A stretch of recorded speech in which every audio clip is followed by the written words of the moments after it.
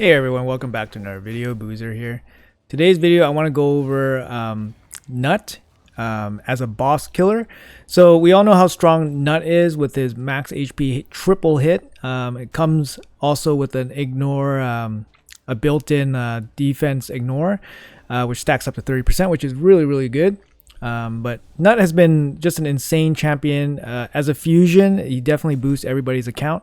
So in this video, I want to show him particularly in Hydra and how I utilized him and what he can actually do. I think you guys would be impressed. Don't mind the background right now. I'm running Fire Knight. We have that Triple Savage event right now, so I'm just been running Fire Knight nonstop. Hopefully you guys have a good team. If not, I'm gonna pin something up here in the corner here that's showing how I'm doing Fire Knight and with what team. But in the meantime, stick around for the Hydra showcase for Gnut, and we'll go through that. So be right back. All right, welcome back, guys. So this is the team that I put together for this Hydra run. So in this rotation, we actually have the torment head on the bench. So the last 2 months, I believe the torment head was in the starting lineup. So this time we actually don't need. We don't have to rely so heavily on Inquisitor Shamail to counter the Head of Torment.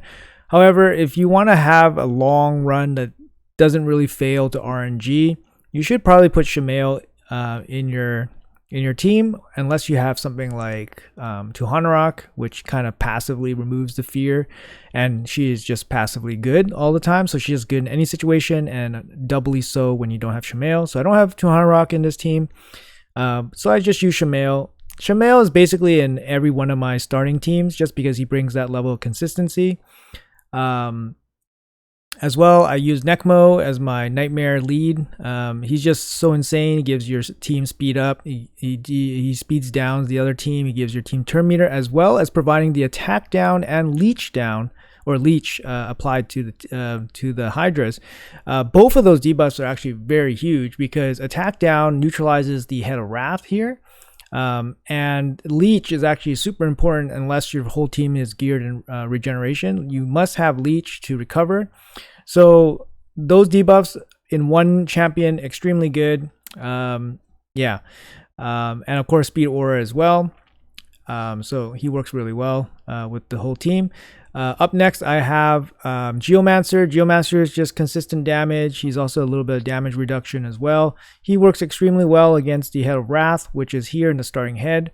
So Geomancer is basically like a staple for any kind of Nightmare or Brutal team because he brings so much damage. He brings accuracy down, which is actually really nice against the Poison head. The Poison head applies, places I believe 4 poison debuffs on your team. The Poison head along with the Wrath head deal a ton of damage when they're on the same team. So you don't want to be caught off guard getting hit by the Head of Wrath, big AoE, and then followed up by the poison that the Poison head can apply to your whole team. Not to mention that the Poison head also brings the Poison Cloud, which is a super annoying debuff, which potentially could ruin your run. So Geomancer actually works really well against that because he places the HP buff. So he can place through the Poison Cloud, allowing you to interact with that head again. So Geomancer is an insanely good champion. Next, I have Molly. Molly is my Provoker. She places Provoke, so she can't weak hit against Affinity. So in this case, the Head of Decay requires a Provoker to control it. It's Force Affinity this time, so Molly has no issues against it anyways, but keep that in mind if you're using somebody like Seeker, for example. Seeker is a great Provoker, epic champion, but in this case, the head of Decay is Force Affinity, which would give Seeker a lot of problems. So my main Provokers that I use is Molly, Bivol the Thorn. So I like Bivol the Thorn because he has Leech AoE, as well as he has A1 provoke and an A2 provoke, both of which can go through weak hits. So he's just an excellent champion, and he brings some additional sustainability with his shield. It's just a great champion overall. But I like Molly because she does provide the turn meter boost when she gets hit, as well as a revive if I need it. As you can clearly see, this team is pretty I would say squishy, but not really. You'll see why in the video. But she does bring a backup revive just in case things go off the rails. And then we have Ugo, which is basically a staple in all my teams as well. She brings the defense down, the block buffs, cleanse, and A1 leech as well. So she brings like a ton to the Hydra teams. And then we have the star of the show, which is Gnut. So I actually brought the wrong Gnut in. I brought my lethal Gnut in instead of my relentless Gnut. So I think the relentless Gnut is probably a bit better because the lethal Gnut is overkill. But either way, I think that either way they should perform extremely well. The relentless Gnut probably would have done a bit better in Hydra because you get some extra smacks in. You guys can see. Well, let's start the run, and then we can go over some of the strategies here and how he performs. But we won't go over the full run in normal speed because it's actually a pretty long run. So I didn't want to hit anybody with the max HP without defense down, so I chose to go AoE first, which is fine. My Necmo is actually in provoke, so he's the backup provoker to Molly. And then previously I was running Husk instead of Gnut, so Husk would have been my backup to the backup provoker, so I would have 3 forms of provoke. It just makes things a little bit consistent. And there it is, the triple max hit. Did you see 380k per smack? So he was hitting the cap on every hit. And you just see this head of decay getting deleted fairly quickly. You want to target the head of decay first because he's the biggest trouble head. You want to apply Geomancer's HP burn to him to see the damage ticking off when the head of wrath starts connecting. You also notice that I start hitting the head of wrath to trigger more of his attacks. So every HP burned Hydra takes more damage as well. So that's kind of like an extra kind of tip if you guys are planning to do any kind of like manual intervention when you're running. Geomancer is not the best for automatic runs because he does place his HP burn on decapitated heads, which they don't take extra damage for some reason. So that's something to look out for. I'm placing the HP burn on the damage dealing head, so the poison first, the decay, and then the poison head. I want one of the poison head dead because, like I said, you don't want the poison and the wrath together laying down damage on your team. But accuracy down from Geomancer really helps. Notice how a lot of his poisons get resisted here, so that's because of the accuracy down. I don't have anybody built in resistance other than Molly, so Molly is the only dedicated tank with resistance. Here you see Nuts A1 actually hits okay. He actually has a good hit. That wasn't a good example because there's no defense down, but he hits pretty good with his A1. So actually his counterattack when he hits with his A1 is actually significant. So when he lands those counterattacks or when he uses his A1, it's actually pretty significant. You'll notice throughout the run that he does do consistent damage with all his moves. And here comes his max HP hit again. Boom, boom, boom. Basically deleting this head, like he's almost gone. Shamail probably cleaned him up with his A3. Oh, nope. The Head of Wrath cleaned him up with his AoE. See what I mean? When you place the Geo HP burn and then you get the Wrath to keep hitting your team. As long as you're ready for the hit, like if your team is max HP, if your team is full HP, or if your team has a shield or strengthen or defense up, then you can absorb the Head of Wrath, especially when the Head of Wrath has an attack down and a block buff on him. Then it's not going to do as much like serious damage to your team. So you notice our team didn't really like take too much damage, but it's also very much controlled. So if you can control it, then of course that would be the best case scenario. Also, I found that when you place HP burn, on the Head of Mischief from Geomancer, it feels like it lands much more frequently and there's no chance of it being redirected. I don't know if this is something new or something I never noticed, but I recently thought, like, hey, maybe the redirection from the head of Mischief only applies to moves that hit him. I'm not sure, but that's kind of news to me. I just felt like, oh, maybe I just had really good RNG in the past, but I'm like, okay, this might not be like, just good RNG. Maybe there's something going on. So anyways, let me know in the comments below if you guys think that's the case, or if that was always the case, or am I just like being super lucky, or but yeah. So here we got the Head of Torment spawning. I mean, Head of Torment's going to power our team, our damage. Notice how our damage is about 1 million per 2 turns, which is a really good consistent damage output. It's going to increase here with the Head of Torment. With the Head of Torment, basically I use my weak hitting champions, or like my low damage hitting, like Ugo or Molly, to hit the Head of Torment, which triggers the fears, which triggers the turn meter boost on Necmo. Now this strategy works when your lead has the ability to dish out a lot of damage by himself. So like example, like if you put Gnut in the lead, for example, or Husk, or somebody with max HP, or Geomancer.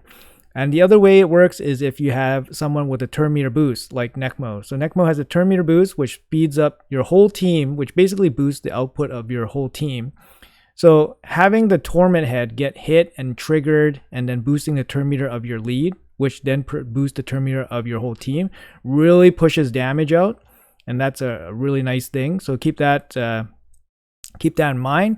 Otherwise, sometimes I run Uko in the lead. So Uko doesn't really benefit that much from, let's say, Torment getting triggered all the time, and then Uko getting more turns.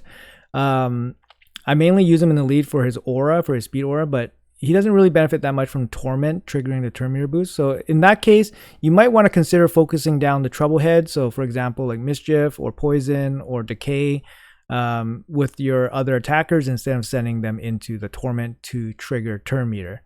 So just a little trick, a little strategy that I kind of like figured out, that I use myself. You guys are, of course, free to use it or work on on top of it. So but yeah, so you see here is A1 actually does pretty good damage, with defense down, of course. Shamail dishing out a little bit of damage as well. Make sure you get block debuffs and attack down on the Head of Wrath. The other thing that's kind of bad about this rotation for Nut is that there's a lot of blue heads. The blue heads will, he might weak hit against the blue heads, but he's still going to do significant damage to them with his max HP hit. But there are a bunch of blue heads here, so maybe this rotation, somebody like Husk is a little bit better. But yeah, it still makes him extremely strong. So okay, so that's about it in terms of what I want to talk about for the overall strategy. I'm gonna let this run, and we'll see you guys at the end of it.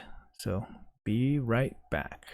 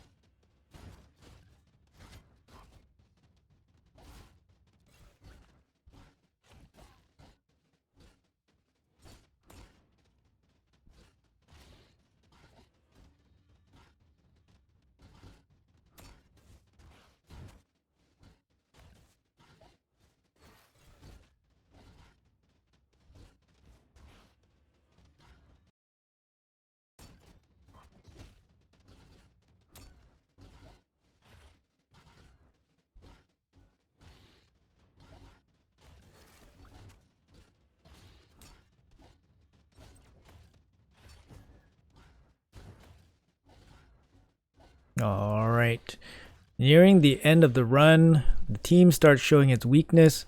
When Shamail got eaten, obviously, by the Head of Mischief. We don't have Hex on this this team, and we don't have a lot of AoE damage. So when the Head of Mischief consumed the Shamail, there was just not many ways to get him out. Our Nut was redirected by the Head of Mischief, and then that was kind of it. We almost got him out, but just not quite. But yeah, that was around 80 million damage around turn 150. The run actually lasted well over 200 turns. So as you can see here, 86 million on highest difficulty Hydra. Nut dealing almost 30 million damage by himself. I mean, that's 20% better than his Geomancer. I think that's pretty significant. I think 3 of the Hydra heads are magic, so half the Hydra heads are magic, so he weak hits against half of them. Yeah, he's just insane boss damage. The best thing about Nut, I think, is actually some of the best things about Nut, to be honest. Like, he hits hard on all his skills, very good. He has an AoE weaken and an AoE attack down. So if you're not running like Necmo for the attack down, he can provide you a bit of relief with his attack down. And his AoE weaken is actually really nice. So if you're not running Lydia, you don't really get weakened too often from that many champions. So having an AoE weaken provided to your team really boosts your team overall damage as well. And of course, his A3 triple max HP hit basically allows you to free anyone that he connects on. So if he connects his A3 on a head that has, eaten a champion, then he's going to be able to free him. So that's kind of like some of the best stuff about Nut for Hydra. And obviously his damage here is just absolutely bonkers. So really, really nice to see. We'll hop in and check out the team here that I ended up using. So let's go over what the team did action. Necmo, 14 million, mostly from Torment, boosting TM, and of course his Brimstone procs. He's the only one with Brimstone, so all the damage is coming from him from the Brimstone. So you can monopolize that part. Geomancer doing Geomancer things. He's running Cruelty. It's probably still okay because he has A1 AoE. 23 million, very solid. I expected it to be a bit more considering that Wrathhead is in the starting rotation, and actually Wrathhead showed up quite a bit in this run overall, but 23 million is still very solid. Molly doesn't have War Master on, so she's just there purely for support. Less than 1 million damage. Ugo does have War Master on. Also running Cruelty, only 4 million damage, so that's very low. I wonder what I was thinking about the blessing. I'm not sure what I want to do with it, but having 2 Cruelty I think is probably okay. But only 4 million damage from the War Master procs. Shamail has a little bit of damage here, 12 million only. Again, kind of expecting Shamail to do a little bit more, but it is what it is. He does okay damage. He's mainly here to support against Torment, but he's good secondary damage dealer. All right. So let's hop into, we'll show some of the champion builds, I think. Some of the champion builds here. Oops. All right. So we'll show some of the champion builds that I was using on these champs. So here's my Molly. My Molly's in regeneration gear. Yeah, she's kind of quick. She has resistance and accuracy to play in Nightmare. She basically, when she uses her provoke, she places the extra buff on herself and then she becomes a target usually. So that's kind of the way I built her up. Eagle Eye, you could use Unshakable if depending which stat you're missing. Next, this is the Nut that I was using. I was using the lethal one. Like I said, Relentless probably would do better because even though he hits less, often there's defense down and weaken, so you probably max out your hits anyways, and then the odd chance that you get extra hits from the Relentless just equals to a lot more damage over time. Reflex would also be insanely good on him, but maybe less good because your A2 is still active, so maybe less good. But Relentless or Reflex would be very good on Nut. But this is my Savage one that I used. He has the Phantom Touch Blessing I use for Fire Knight, and this is the exact same build I use for Fire Knight. I don't change any of my builds for any of my content, so all the videos I make is basically the same build, and that's the way. That's the free-to-play way, baby. You don't spend the silver to change the gear, and they all work anyways. So yeah, 4,000 defense, 264 speed. You want them fast. You know, obviously crit cap, good crit damage, and accuracy. Accuracy is enough. And all these stats are shown without any of the Hydra bonuses baked in. So I do have Hydra bonuses. This is my Nekmothar. He's in Provoke gear. He has good HP. He's decently fast, not insanely fast. I don't have like great Provoke gear or anything. He has accuracy to land his stuff. That's about it. Of course, fully booked. And he has reaction. Not reaction. He has revenge accessory for extra AOE hit. War Master for the leech heal back. So okay, here's my Relentless. Shamail. Reflex would probably be better because you get guaranteed extra on the A2, which is his big hit. So he's built for damage, of course, not fully built for damage because he still needs some survivability. If you guys are watching the run, he is the lowest HP. He gets the lowest for sure in those runs. Yeah, but otherwise just damage. Not super fast, has some damage, Relentless. Reflex would be better, got him in War Master. And then this is my Geomancer, he's in Relentless. Similar with Nut, Reflex probably better, Relentless, Reflex probably better. But he does have his secondaries, his A2 active, so Reflex, might not always land on the proper skill. So, but he does run Refresh accessories as well. I mean, he's built pretty good, 60k HP. He's decently fast, good accuracy, and that's about it. That's all you really need on him. War Master, no longer using Giant Slayer, of course. And this is my Ugo. He's in Relentless, decently fast, good HP for the heal, and then enough accuracy to land her stuff. So that's about it. I said she was running War Master, and yeah, she doesn't do a lot of damage. Okay, so that's the team, guys. I mean, is it full auto? Yes, it probably can be full auto. Molly's a very good full auto champion. Geomancer, not so much. So I would recommend maybe replacing with Husk. Husk for more AoE spread, max HP hits. Nut is probably pretty good on auto. The other champion, the thing is like if you run auto, you might run into problems with like in terms of your team like surviving. So you might hit the wrong champion at the wrong time and so forth. So some extra support champion might be better. So instead of running Molly, maybe you run somebody like Bivol that can provide a shield, a big heal, or maybe Mithrala that can provide a cleanse, and then juggle the team around that way.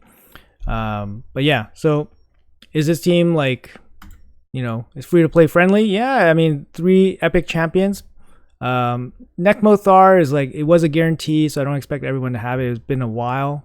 Gnut was fusion, just our fusion, and then Molly's, Molly's very old, but is replaceable. There are a couple Provokes, but obviously the gear is decent, so you won't be tackling like Nightmare Hydra with like bad gear and no champs. So gotta have some realistic expectations here. But yeah, anyways, I hope this gives you a good idea of what Nut can do. He's insanely strong. I would definitely use him for more Hydra content. Makes it really easy, and he's actually really fun when he starts smacking with his A3. So yeah, just my thoughts. Let me know what you guys think about Nut in Hydra. If you guys use him, you guys must be using him, I would think. He's kind of like a mini Acrizia. And let me know if you guys like the video, anything you guys want to see, anything you guys want me to do differently. Like, let me know. I love all the feedback. I try to respond to everybody, so I appreciate it, guys.